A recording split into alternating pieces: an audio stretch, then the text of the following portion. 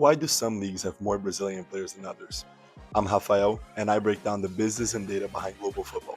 If you've watched the last few videos, you've probably noticed something. Brazilian players are everywhere, but they're not evenly distributed.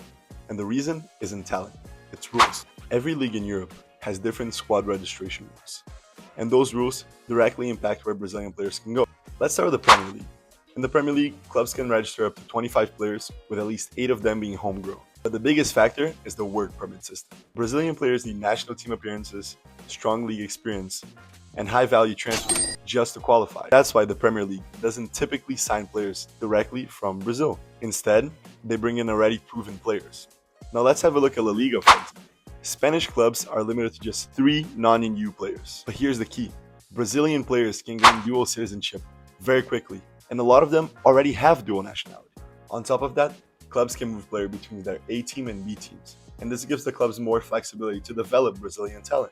That's why we've seen clubs like Real Madrid consistently invest in young talent like Rodrigo, Vinicius Jr., and Endrick.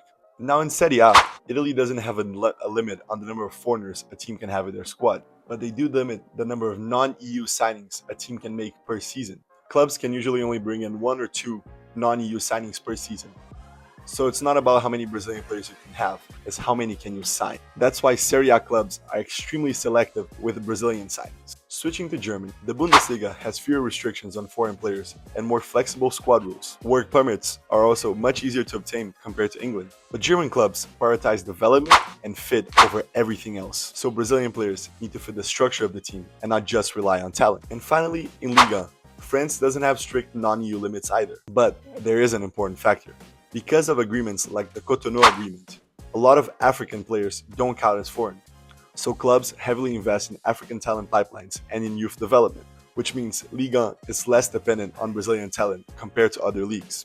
So when you look at where Brazilian players grow across Europe, it's not random. It's a combination of rules, strategy, and opportunity. Once you understand that, you start to see football not just as a game, but as a business. As always, please drop a like and follow if you enjoy this type of content. And comment down below what you want to hear me talk about next.